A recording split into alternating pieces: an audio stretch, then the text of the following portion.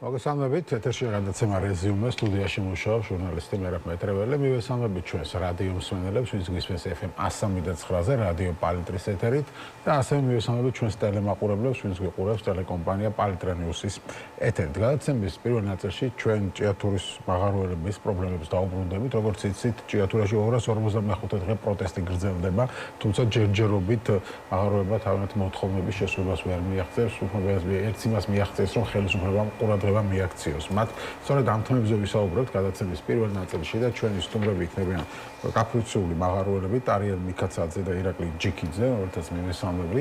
გამარჯობა. მადლობა გადაცემაში მონაწილეობისთვის. პროტესტი თბილისში გრძელდება უკვე 300 დღეზე მეტია და ამ პროტესტმა ფაქტობრივად ყველა სხვა თემა ჩაყლება, იმიტომ რომ ეს ძირითადად ეხება იმას, თუ როგორ ქვეყანაში გვინდა ცხოვრება და ხვალ რა იქნება და როგორი ქვეყანა გვექნება, მაგრამ თქვენი პრობლემას მნიშვნელოვანია, რა თქმა უნდა. ამიტომ გადავწყვიტეთ, რომ დღეს ეს ეთერი თქვენ დაგითვოთ. მოდი დავიწყოთ თავიდან 255 დღის წინ, რატო დაიწყო ეს ყველაფერი, როგორ დაიწყო ეს პრობლემა და დღეს რა ვითარება არის, რა ხდება კონკრეტულად ჭიათურაში, შევახსენოთ ჩვენს რადიო მსმენელებსაც და ტელემაყურებლებსაც. ტარიელ თქვენგან დავიწყოთ. მადლობა. მოგესალმებით. მივესალმებით თქვენს მსმენელებს და მაყურებლებს. მადლობას გიხდით მოწვევისთვის. ტარიელ მიქაცაძე გახლავართ მაღაროელი.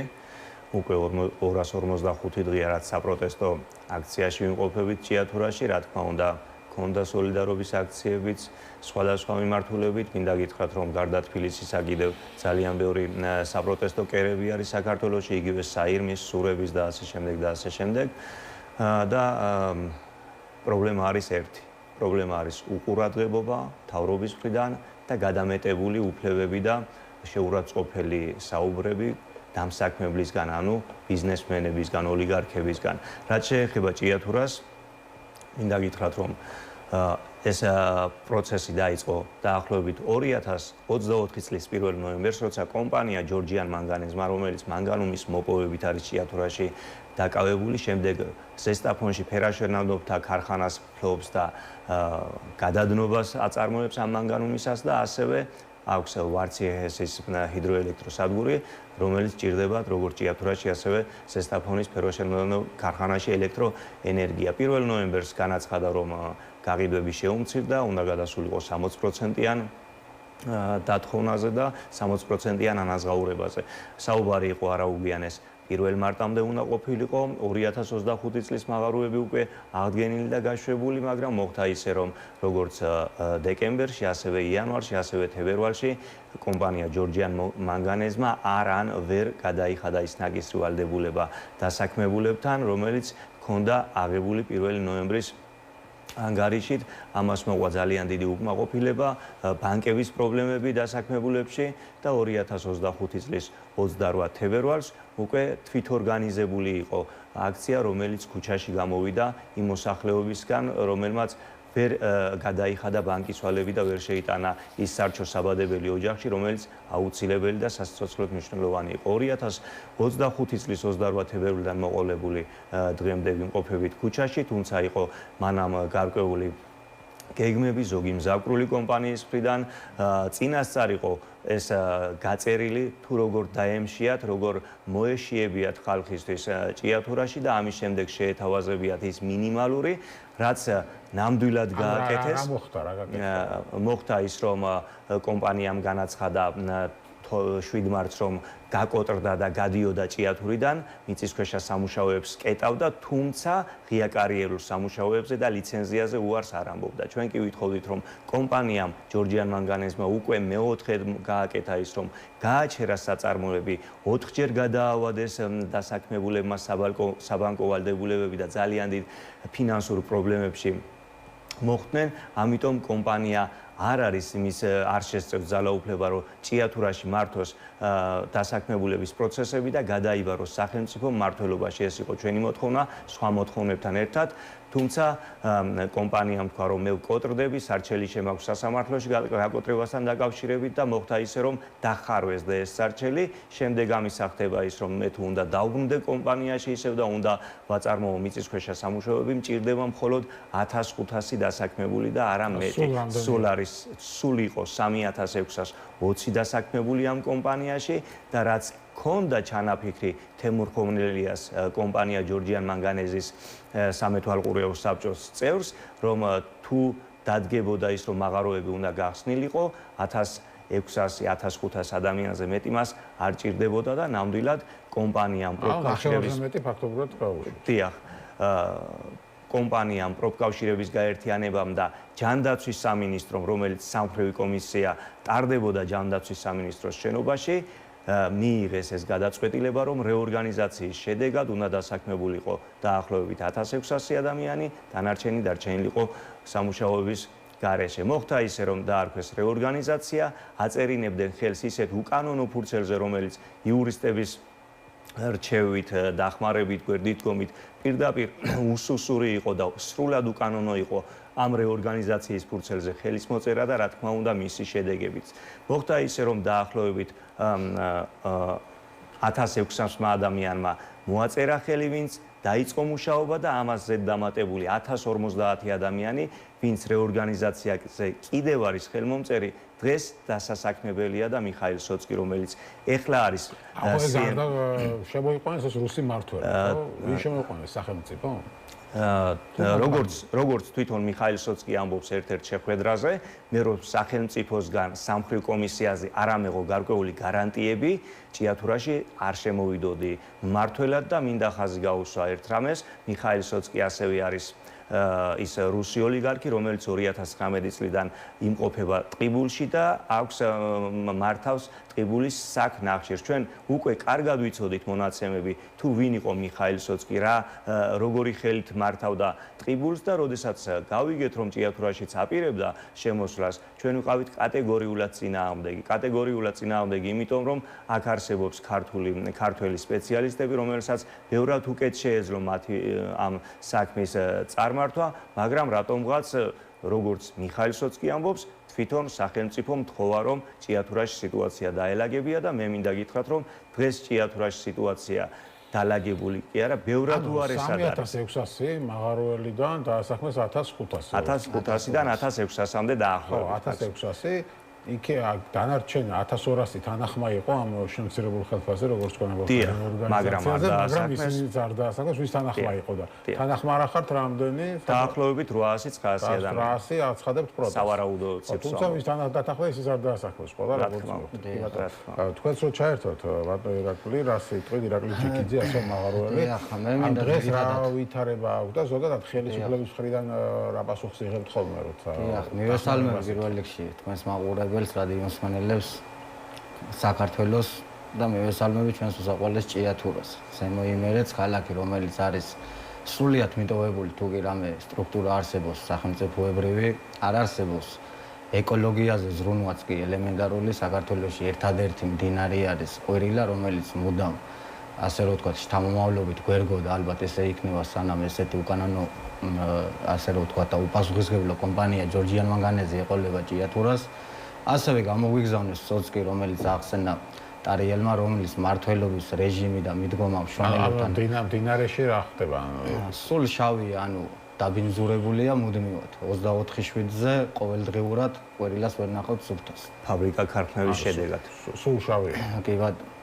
ახსენა ზემოთხსენებული ბატონი სოცკი ტარიელმა, რომელიც ძალიან ცნობილი იყო აი რეჟიმული, ასე რომ ვთქვათ, ნაბიჯებით დაამყარა ისეთი სისტემა და ისე გააჩუმა ხალხი ტყიბულში, მეშახტეები, ჩვენი მეგობრები, ჩვენი მეზობლები, ადგილმდებარეობით და ისინიც ქართველები, ჩვენი ძმები, ძალიან ბევრი კომუნიკაცია ქონიათ თავის დროზე ჭიათურელ მაღაროელებს, როდესაც მათ პროტესტი ქონათ და ტყიბული გადასარჩენი იყო, ძალიან ბევრი წერს და გვეხმიანება, ანუ ანონიმურად, რომ აი ესა და ესა ვარ, მაგრამ იქნებ სახელდაგვარი არ თქვათ ჩვენი, რადგან თუ ჩვენ ელემენტარულ თქვენს Facebook გვერდზე, მაღაროელზე, აი მოწონებასაც გავაკეთებთ, ყველაფერზე ჩასაფრებული არიან და ჩვენ სამწუხაროდ უნდა დავტოვოთ სამსახურიდან. ეს რომელ სამსახურებზეა ლაბა? ტყიბულში მეშახტეები წერენ ესეთ რაღაცებს რა, არ დაუჯეროთ სოცკის, მაგ ადამიანია ის ადამიანი, რომელიც შრომელებს პატივს არცევს, მაგალითი იყო და მაგის ყველანაირი დოკუმენტი და ასე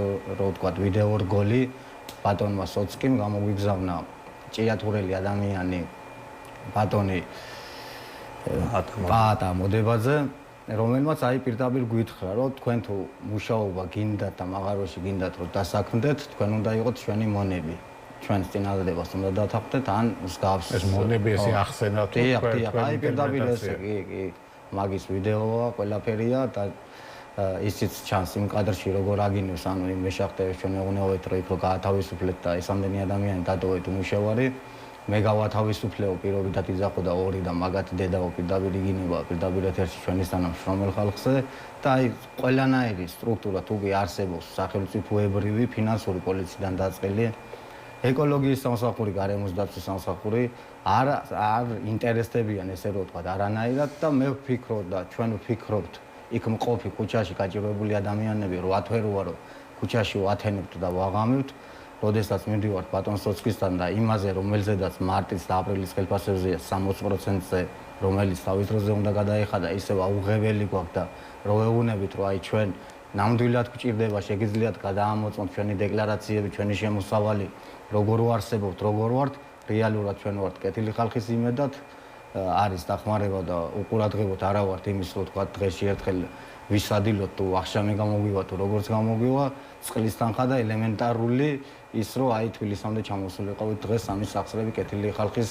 საშუალებით არის მაგრამ აი მე ვფიქრობ და ჩვენ ვფიქრობთ ეს გაჭირვებული ხალხი აი ეს ზუსტად მოიტანა იმ კორუფციულმა საქმიანობამ რომელიც აგერ დადასტურდა რომ ბატონი ირაკლი ყარიბაშვილი თორმე 7 მილიონი შეჭამა და მილიონის ანაცვლოდ ღამეც არ გაუთოივია თავისუფლებაზეა ყავს პატიმრები რომლებსაც ჩხუბის გამო რომლებსაც არ მიუღიათ თენგოგველესიანი რომელიც სრულიად არ არის ვახსენოთ ჩვენს მაყურებლებს და რადიოსანებს რომ რამდენიმე ადამიანი მაღაროულ დაკავებული 29 აპრილს ჩაატარეს ფიზიკური შეურაცხყოფის გამო ხო ფიზიკური შეურაცხყოფის გამო და მუხლი მიუყენეს ესეთი თითქოს ესენი იყვნენ ბანდის წევრები ზოგი დაჯგუფება იყო რომელიც რეორგანიზაციას უწევდა რომ ძალადობა მომხდარიყო და ვიღაცები გალახულიყვნენ მაგას ედავებიან და აი სრული უსამართლობა ჩვენს ქალაქში მშრომელების მიმართ ზოგადად მთავრობას პრემიერ-მინისტრს თვითონ სარჯველაძეს ბატონი რომელიც გამოვიდა და პირდაპირ ტელევიზიის საშუალებით როდესაც მაუწყებლის ჟურნალისტი ეკითხებოდა ჩვენზე სარჯველაძე მინისტრზე ლაპარაკობდა ჯანდაცვის მინისტრი ჯანდაცვის მინისტრი დიახ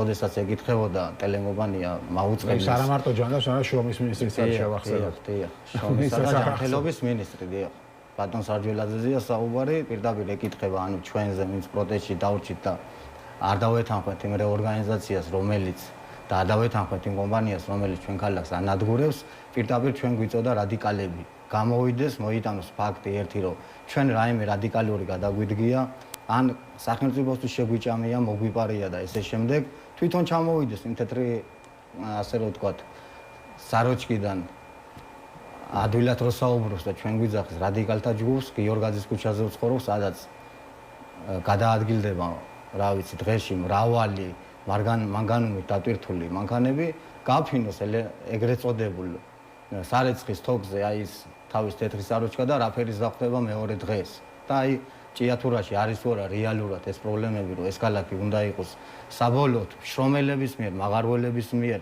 შექმნილი და მოტანილი ქალაქი მაღარველების გამო მაღარველების გულისთვის უკეთესი ქალაქი. ჩვენ ვითხოვდით მხოლოდ და მხოლოდ სახელმწიფოსგან სტაბილურ გარანტიას. სახელმწიფო გამხდარიყო იმის გარანტი, რომ ეს მაღაროები როცა უნდა დაგეტავენ, როცა უნდა გააღებენ, ეს არ არის მცირე საქმიანობის რაღაც კომპანია არ მაქვს შემოსავალი და ხელფას ვერ ვიხდი. მაგის საბრძონეთაც შეუძლიათ გადაამოწმონ, მრავალი მილიონებია გადარიცხული როგორც საარჩევნო ბიუჯეტში, ასევე რა ვიცი პარტიას წირავს ფულს ასე. კი ბატონო, კარტულოცებას სახელებიც ვიცით და გვარებიც და რამდენი ისიც ვიცით. ოღონდ წარსული და ახლანდელი მომავალში გამოჩნდება. რამდენს წირავდნენ? დიახ.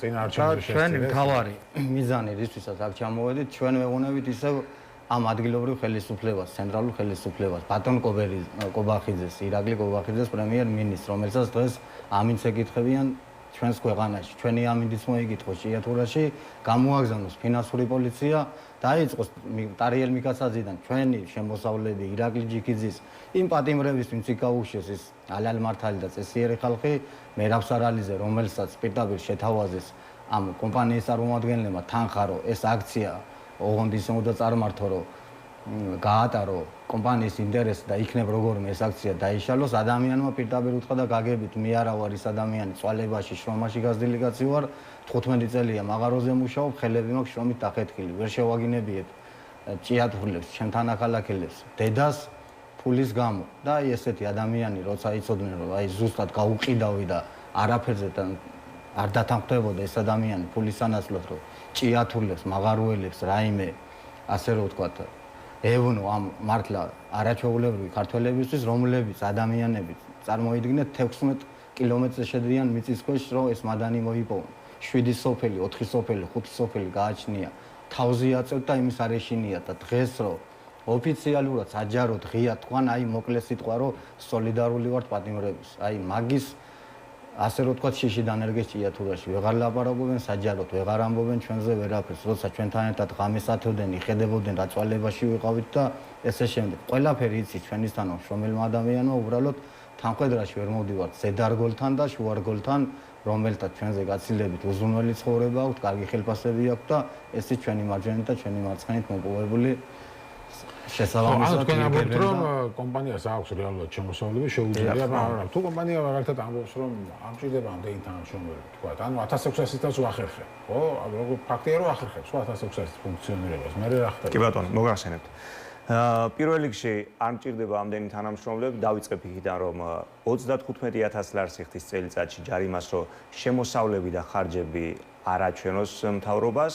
ამისთვის საკმარისი ყოფილა თურმე ამ ხელა კომპანიამ 35000 ლარი ჯარიმა გადაიხადოს. როგორ არ აჩვენოს? თავრობა არ იცის ამდენი შემოსავლები. ღია არ არის, აი რომ დაგჭირდეთ ვერ მოიძიებთ თქვენ მაგალითად. მთავრობას ეცოდნენ, რომ ჩვენ არ ვიცით. მთავრობას ბევრი რამე ეცოდება და ამიტომაც ზიან ისე ლამაზად ერთმანეთს და ისე ლამაზად გვარდებიან როგორც საჭიროა. ანუ საჯარო რო არ იყოს ამაზე ლაპარაკი. დიახ, საჯარო რომ არ იყოს. ამაზეა საუბარი. რაც შეეხება 1600-იც ვახერხებ, აი ირაკლიმ ყვირილა ახსენა წეღან, აქ არის სტანდარტების დაცვაზე საუბარი, აი ჩვენ ვიცით შუქრუთის პროტესტი ალბათ გსმენიათ, ასევე არის ზოდის პრობლემა და კიდევ ბევრი სოფლის პრობლემა დაახლოებით 12 სოფელია, რომელიცშიც ექსპერტები ამბობენ, რომ აღარ იცხოვრება ამ სოფლებში, იმდენად მოწამლულია აქ ნიადაგი და წყალი. ამიტომ ეს რომ სტანდარტები და წესების დაცვით იქნას მოპოვებული, ამ შემთხვევაში 1600 კი არა, ალბათ არც 5000 დასაქმებული არ ეყოფა. მაგრამ ეს იცის ზუსტად კომპანიამ და ამიტომ უნდა მთავრობის კონკრეტულ წარმომადგენლებთან ერთად, რომლებიც მარტივად არის წილებში, თქვენ ალბათ მოგეხსენებათ, რომ სპეციალური მართველი ყავს სახელმწიფოს ჩანერგილი ამ კომპანიაში. ვინ არის? ეს არის აი იმდენად უცხოა ჩვენთვის უკვე სახელი და გვარიც კი. კი ბატონო. არა ვშოს, თუ ვერ გახსენდება მე ვეთქვა. ხო. მოკლედ ყავს თავის წარმომადგენელი, იმის თქმა მინდა ბესიკ კირთაძე. კი ბატონო. თუმცა არავის არ გვახსოვს, არავის არ გვინახავს თუ რამე გაუკეთებია ჭიათურისთვის და დინარე იმდენად დაბინძურებული, ასე უკანონო მოპოვებებით, გარეცხვებით და გადაზიდვებით და ქალაქის ქუჩები იმდენად დაბინძურებულია, რომ აი არ შეიძლება იქ არსებობა წყალი და მდინარე რაღაც დაახლოებით 30-40% არის გადაჭარბებული. მე მინდა ორი სიტყვით პატიმრებსაც შევეხო, ჩვენი მეგობრების პატიმრების თემას შევეხო, რადგან ეს იყო კარგად დაგეგმილი, უნდა მომხდარიყო ჩვენი პროტესტის მონაწილეები. ვიღაცას ხელით შეეხნენ, ხო ფაქტი ეს მოხდა. ვიღაცას ხელით შეეხენ, მაგრამ ვინ იყო ვის დაარქვეს? ეს იყო ერთ-ერთი მაღაროს დირექტორი ჭიათურის საწარმოში, რომელსაც შეეხნენ ხელით, მაგრამ იქ იყვნენ ადამიანები, ვინც შეეხო ხელით, მაგრამ ციხეში შედან ის ადამიანები, ვინც ხელით ან არ შეხებია, ან საერთოდ არ ყოფილა იმ ტერიტორიაზე. აი აქ ხედავთ უკვე იმიტომ რომ ეს ადამიანები, მაგალითად გიორგი ნეფარიძე იყო სოფელი შუქრუთიდან და 400 დღეზე მეტი ედავებოდა კომპანიას თავის საფკარის და თავის სოფლის დანგრევას და ცდილობდა რომ კალონის ფარგლებში ყოფილიყო ეს მოპოვება, თორემ მოპოვებაზე უარს არავინ არ ამბობს ჭიათურაში. ყველა ხვდებით რომ მანგანუმი უნდა ამოვიდეს, ბუნებრივი რესურსია და სიმდიდრეა, მაგრამ ეს სიმდიდრე უნდა გადანაწილდეს როგორც ადგილობრივ, ასევე მთლიანად საქართველოზე და არა ერთმა კომპანიამ კალამუის კი იქნება ეს თუ სოც კი იქნება ჯიბეში ჩაიდოს და გაიტანოს ქვეყნიდან. აი ამაზე აქვს საუბარი და ამაში ვერ ვთანხმდებოდით. ასევე მერაბ სარალიძე, რომელიც არ ყოფილა შეფხებლობაში დღეს ციხეში 6 თვის განმავლობაში მოდიან დასაკითხად პროკურატურის მხრიდან პოლიციელები, რომლებიც ჯგუფურ ძალადობაში იძალადეს ჯგუფურად, თუმცა პოლიციელები, რომლებიც არიან ძალოვანი სტრუქტურის წარმომადგენლები, მოდიან პროკურატურის დავალებით და ვერ ამბობენ რომ ამ ადამიანებმა იძალადეს თუ არა აღნიშნულ პიროვნებაზე. ვერ ამბობენ, ყვებიან ინფორმაციას, რომ სადღაც გაუგონიათ, სადღაც თითქოს ოპერატიული ინფორმაციით და ამ ოპერატიული ინფორმაციის მომწოდებელი არ ჩანს არავინ. ეს გვანიშნებს და გვაფიქრებინებს, რომ კომპანიას თავრობასთან ერთად სურს, რომ სამაგალითოდ დასაჯოს ჭიათურა, დატოვოს ბიჭები მაქსიმალურად 6-დან 9 წლამდე ემუქრებათ ცნობისთვის და ადამიანმა, რომელმაც მილიონები მოიპარა ამ თავრობის ერთ-ერთმა ყოფილმა წევრამ, ერთი ღამეც არ გაუთევია ციხეში და დატოვოს საპატიმროში, რადგან სხვა დანარჩენ დასაქმებულებს ყოველთვის ჰქონდეს სამაგალითოდ თუ შენ ხმას ამოიღებ, ზუსტად ესე მოხდები შენც და ზუსტად ეს გააკეთეს ჭიათურის პოლიციელებმა, როდესაც 4 დააკავეს უსამართლოდ, გააკეთეს განცხადება. კიდევ მეც დავაკავებთ. უბრალოდ ვადგენთ ციებს, ვინ უნდა დავაკავოთ. ყველა შეშინდა აქციებზე 10,000-იანი აქციები გვიტარებია ჭიათურაში და გვიწარმოებია და უკვე ამ შემთხვევის შემდეგ 29 აპრილიდან ხალხი ქუჩაში შიშით ვეღარ გამოდიოდა და ზუსტად ასეთი შიშის დანერგვით მოახერხეს ის, რომ ეს აქციებიც დაშალეს, შეშინებით ხალხი გაუშვეს მაღაროებში, შემდეგ მოხდა ისე, რომ თუ 5 კაცი იყო სამუშაო ბრიგადაში, დატოვეს 2 კაცზე, ამ 2 კაცს მიცეს ის საქმე, რასაც ასრულებდა 5 ადამიანი და წეღან რაც მკითხეთ თქვენ არ დამავიწყდეს, თუ არ ჭირდება როგორ. აი აქ უნდა ჩაერთოს ზუსტად პროფკავშირების გაერთიანება, რომელიც ჯერ კიდევ არიან ამ დასაქმებულების უფლებადამცველები, წყალებში უფლებადამცველები. და აქ უნდა ჩაერთოს შრომის ინსპექცია, რომელსაც არაერთჯერ მივმართეთ. აქ უნდა ჩაერთოს სახალხო დამცველის აპარატი, რომელსაც ასევე მივმართეთ, რომ იქ რა პირობებშიც ადამიანები მუშაობენ, არანაირი არც შრომის ნორმები, არც ადამიანის უფლებები დაცული პირწმინდად არ არის, რადგან მე თვითონ 15 წელია მაღაროელი ვარ, ზუსტად ვიცით იმ 5-კაციანი ბრიგადის შემთხვევაშიც რა მდგომარეობაში იყო, თუნდაც ტექნიკა, თუნდაც სამუშაო ადგილი და წარმომიდგენია ეხლა რა მდგომარეობაში იქნება. მაგრამ 5-კაციანი ბრიგადა აქციას რამდენი კაციანად? 2 კაციან ბრიგადა. 2 კაციან ბრიგადა და დავალება იგივე დარჩა და უფრო მეტი დატვირთა ღია კარიერულ მოპოვებაზე და უფრო მეტი მანგანუმი, აი თუ გადიოდა ერთი ეშელონი დღის განმავლობაში ვაგონების შემადგენლობას გულისხმობ, ეხლა გადის 2 და ზოგ შემთხვევაში 3 შემადგენლობა ამ ვაგონებისა. ანუ ყველაფერნაირად გვაჩვენებენ, რომ არიან მოსწრებაზე. ასევე არის ინფორმაცია, როგორც 2024 წლის ოქტომბერში იყო ინფორმაცია, რომ 1 ნოემბრიდან შესაძლოა გაჩერებულიყო სამთო წარმოება ჭიათურაში, ზუსტად ანალოგიური ინფორმაცია მუსირებს ეხლაც და ის 1600 ადამიანიც კი არ უნდათ რომ დატოვონ მაღაროში და კონდეთ ლუკმაპური, რაც განაპირობებს პირდაპირ ჭიათურის დამშევას ისევ და ისევ და ალბათ არ ვიცი თუ ესენიც ვერ დასაქმდებიან, დაკეტვა მოუწევს ძალიან ბევრ მაღაზიებს, რაც უკვე მოხდა ნაწილობრივ, დაკეტვა მოუწევს ძალიან ბევრ ბინას, საცხოვრებელ ბინას, ქალაქის ცენტრში ნომერი 1 საშუალო სკოლა, რომელიც ყოველი წლის სექტემბერში 3 პირველი კლასით იწყებდა პარალელ პირველი კლასით იწყებდა სწავლას, წელს დაიწყო 2 პირველი კლასით. მაგალითად სოფლებში და ჩემ სოფელში ერთი სკოლა სრულად დაიხურა და ეს იმას ნიშნავს, რომ სამუშაოების და ოჯახისთვის სარჩენად გადაიხვეწა ადამიანები ჭიათურიდან და ჯერ ისედაც ძალიან ცოტანი ვიყავით, საუბარია სადღაც 8-10,000 ადამიან მაცხოვრებელზე ჭიათურაში და წარმოიდგინეთ 2000 მაღაროელი და მისი ოჯახი რომ გამოეცლება ქალაქს, რადგან ეს არის მონოინდუსტრიული ქალაქი, სხვა ალტერნატიული შემოსავალი აქ არ არსებობს, იძულებული ხდება ოჯახებით აიყაროს და გავიდეს ჭიათურიდან და კომპანიასაც ეს უნდა ბოდიში დავასრულებ კომპანიასაც ეს უნდა მთავარი აქცენტი კომპანიის ხელმძღვანელებს აქვს ღია კარიერულ მოპოვებაზე გადატანილი, რადგან ბევრად იაფიჯდება ვიდრე მიწისქვეშა სამუშაო, ნაკლები პასუხისმგებლობა არის. ყველას მხრივ უბრალოდ აქ მოსახლეობა უშლის ხელს, ეკოლოგიური გადათხრები უშლის ხელს და თუ იმას შეძლებენ, რომ 2000 ოჯახი აყარონ და გაუშვან ჭიათურიდან, ამ შემთხვევაში ნაკლები პრობლემა იქნება და უფრო მეტი შანსი იქნება იმისა, რომ ღია კარიერული მოპოვებები იყოს მიზან მიღწეული. გასაგებია ბოლოს რომ მითხრათ, მარტივად ხელისუფლება რას გეუბნებათ, ანუ რა პასუხს იღებთ საბოლოო ჯამში? შეგვიძლია ჩვენ ცენტრალურ ხელისუფლებას ანუ ხელისუფლების პოლიტიკა რა არის? არა ისო დაგეხმაროთ, არამედ ის რომ დაგაშინოთ, ხო, დაჭერებით როგორც სარჯველაძეზე, ბატონ სარჯველაძეზე მოგახსენეთ, რომ ჩვენ მათთვის რადიკალს არ მოვადგენთ და ზუსტად ფინანსურ პოლიციას მართლა მიმართავ აქედან, რომ აი ჩვენ თუ ვართ რამეში დამნაშავე ან სახელმწიფოს წინაშე, ან ქალაქის წინაშე, ან შრომელების წინაშე გამოიძიონ ჩვენი პირადი რა ვიცი შემოსავალი, გასავალი და ესე შემდეგ. და პირდაპირ გვინდა და გვაინტერესებს აი ამ შრომელ ხალხს, გაფისრულ ხალხს რა შემოსავალი და როგორ ცხოვრობს საჯელას. ჩამოიტანოს ის თავისი თეთრი პერანგი, გაგიდოს ჩვენთან ჭიათურაში და რა მდგომარეობაში დახვდება მეორე დღეს. არის სრულიად აი მოწამლული ჰაერი, მოწამლული ყვირილა ადამიანებსაც შიგნით მომუშავე მაღარველებს არავინ არ ეკითხება იმას, რომ დაიცავით უსაფრთხოება და ესე შემდეგ. უბრალოდ ამ ცოტა რაოდენობით უნდათ რომ ადამიანები მეტი ამუშავონ და მეტი გეგმა გააკეთებიონ. ჩვენ კიდევ აი ვინც გაფიცულები ვართ ბატონ სოცკისთან ვიყავით ერთ-ერთ შეხვედრაზე, რომელიც შვენივრად არაფერს არ ვამატებ ამას.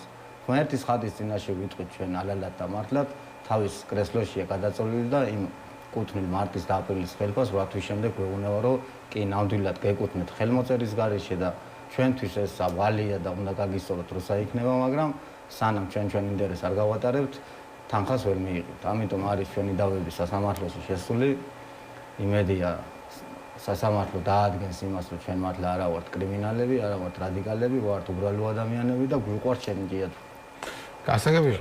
კი ბატონო, ძალიან მოკლედ. ძალიან მოკლედ მინდა სოლიდარობა გამოუცხადო ყველა უსამართლოდ დაკავებულებს, როგორც თბილისში, ასევე ჭიათურაში, ასევე მინდა გითხრათ, რომ სურებში დააკავეს 2 ადამიანი და ყველას ისტორია არის ერთი და იგივე. ამით უნდათ რომ რეჟიმმა, კომპანიის თუ მთავრობისმა აჩვენონ, რომ თუ თქვენ თბილისში მიმდინარე პროტესტი უცხადებთ სოლიდარობას. რა თქმა უნდა, ყველას აბსოლუტურად და ვინც უკანონოდ უსამართლოდ არის დაკავებული, ჩვენ ხედავთ რა მდგომარეობა არის და მინდა ყველას სოლიდარობა და თავისუფლება უსურვო ძალიან მალე. იმედი გვაქვს, რომ რეჟიმი, რომელიც დღეს ასე უკანონოდ ექცევა როგორც სოციალურად დაუცველფენებს ასეთე მუშათა კლასს და ასევე პედაგოგებს და ასე შემდეგ და თითქმის ყველა ფენას გარდა თავისი პარტიული წარმომავლობისა ფიქრობ, რომ ძალიან მალე დაასრულებს ისე როგორც საჭიროა. გასაგებია, მადლობა დიდი გადაცემაში სტუმრობისთვის. ტარიელ მიქაცაძე და ირაკლი ჯიქიძე, ჭიათურელი მაღარველები იყვნენ ჩვენი სტუმრები. ისინი 255 დღეა აგრძელებენ პროტესტს და ითხოვენ ადამიანურ სამუშაო პირობებს. ჩვენ გავართ რეკლამაზე, რეკლამის შემდეგ პოლიტიკურ საკითხებს დავუბრუნდებით. ლაშა ტოღუში შემოგვიერთდება ლიბერალური აკადემიის ხელმძღვანელი.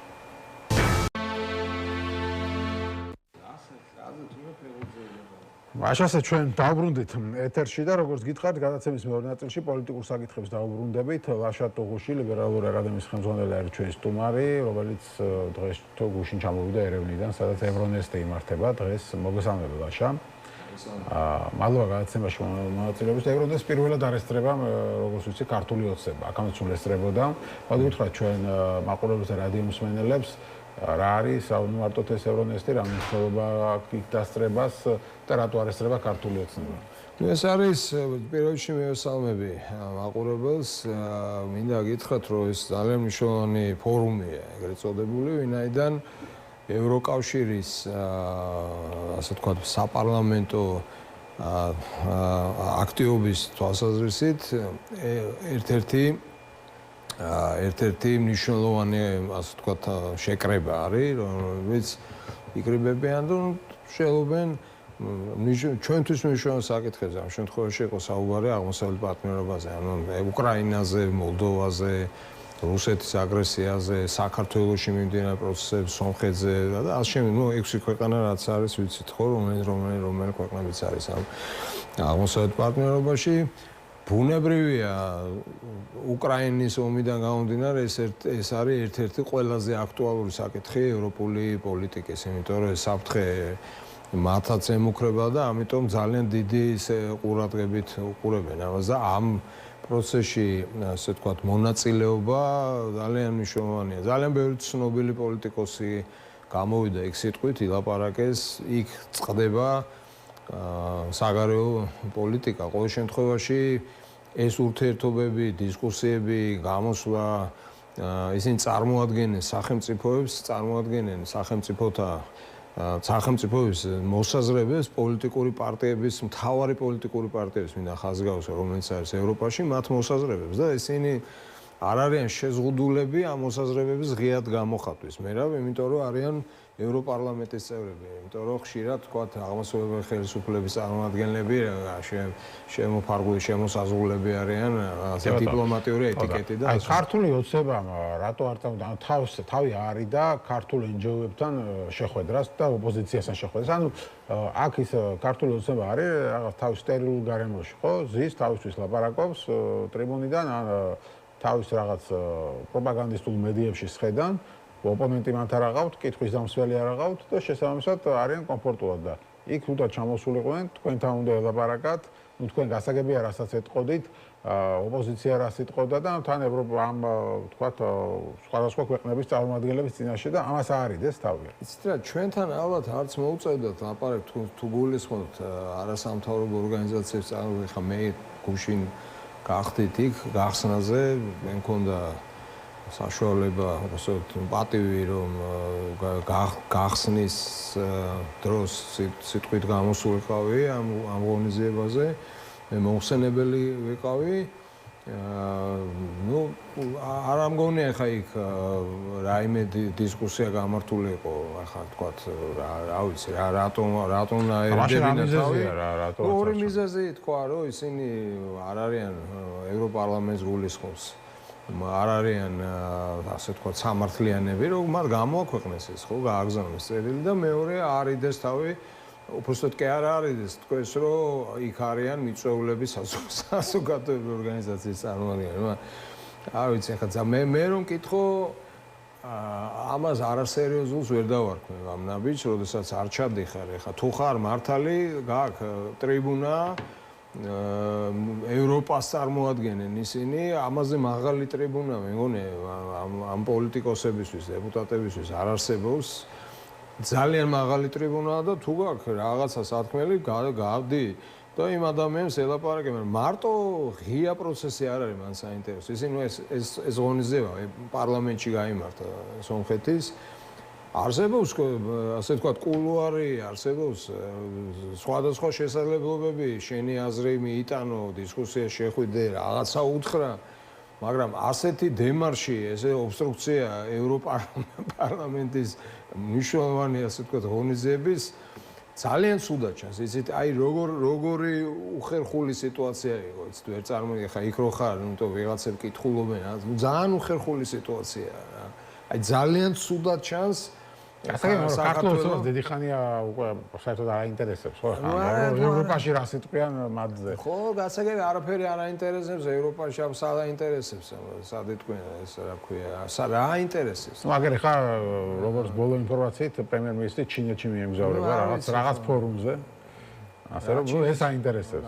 ჩინეთის სახალხო რესპუბლიკის სახელმწიფო საბჭოს პრემიერმა ირაკლი ყობახიძე ჩინეთის იმპორტის საერთაშორისო გამოფენის გახსნის ცერემონიაზე მიიწვია. ну გავიგე ხო გასაგები სადღაც მიიწვევენ ვიღაცას იქ გამოჩდება, გადაუღებენ, ეხლა ჩემი აზრით ყველაზე ახლო, ყველაზე საინტერესო ცხადი არის ჩვენთვის ზოგადად პოლიტიკურად ევროპული ინტეგრაცია.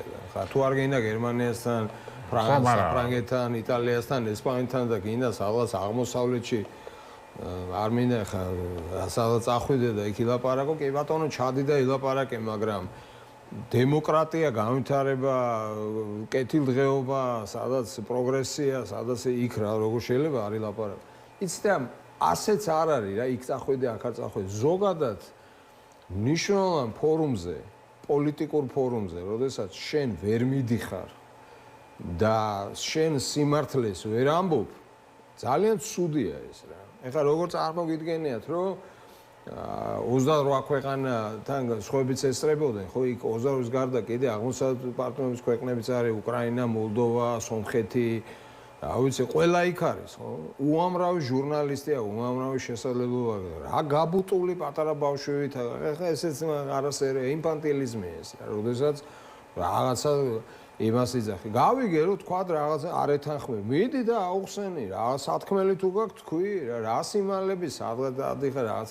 ჯერ საერთოდ საზოგადოებრივი ორგანიზაციები არიან, მიწვეული იმის გამო არ მიდიხარ, ეხო საერთოდ ენჯოებს არ აღიარებს, არ გაღიარებს. რას ნიშნავს არ აღიარებს? რას ნიშნავს არ აღიარებს?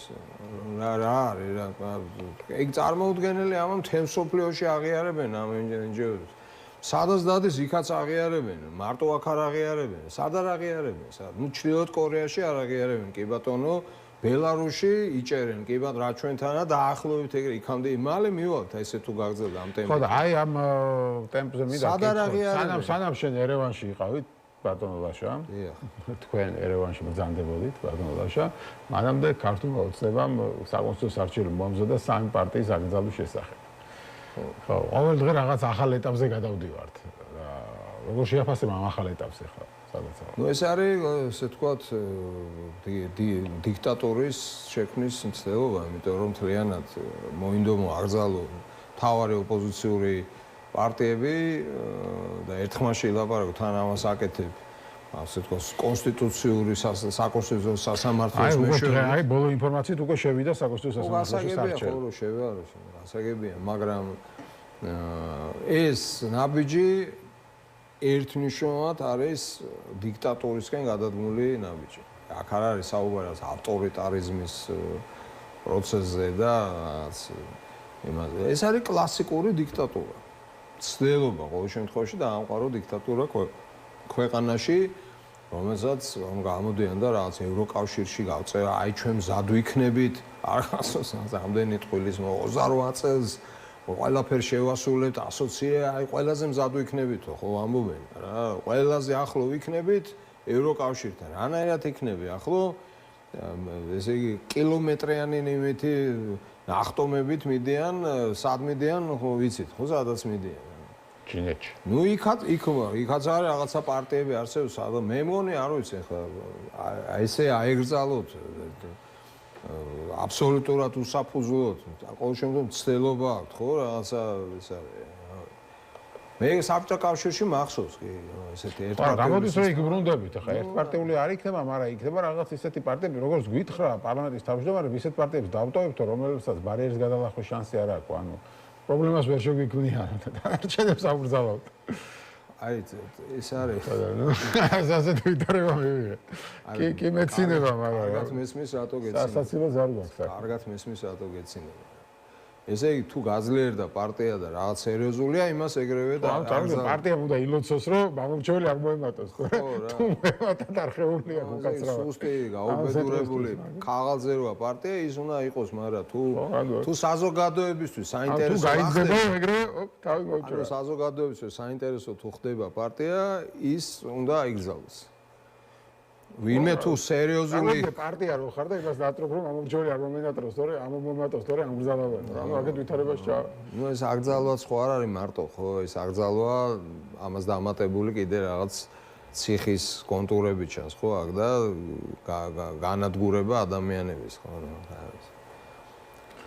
ხო. სამწუხაროდ ეს თამაში არ არის. ეს ყველაფერი, ანუ ეს არის ძალიან ძიმე ისტორია საქართველოს უახლოესი საუბარი იმით რომ რაღაც კვირაში ახალ ეტაპზე გადავდივართ. ბევრი სიურპრიზი გველოდება კიდე წინ. და მე ვფიქრობ რომ რაში შეიძლება ხეს დაჭირვებოდა ეს ოცნებას ამ ნაბიჯზე გადასვლა საერთოდ, ხო? თითქოს ახლა არჩევნებში პრობლემა არ აქვს. ისე აქვს დახვეწილი ყველანაირი მექანიზმი, რომ ახერხებს იმას რაც უნდა, ხო? აი რატომ გადაწყვიტა ამის გაკეთება როგორ გონია? იცი რა, მე მაინც გონია რომ არჩევნებში იმ შემთხვევაში თუ ოპოზიციის ასე რომ მნიშვნელოვანი ნაწილი სწორედ იმუშავებს, უკვე არის ის ვითარება, როდესაც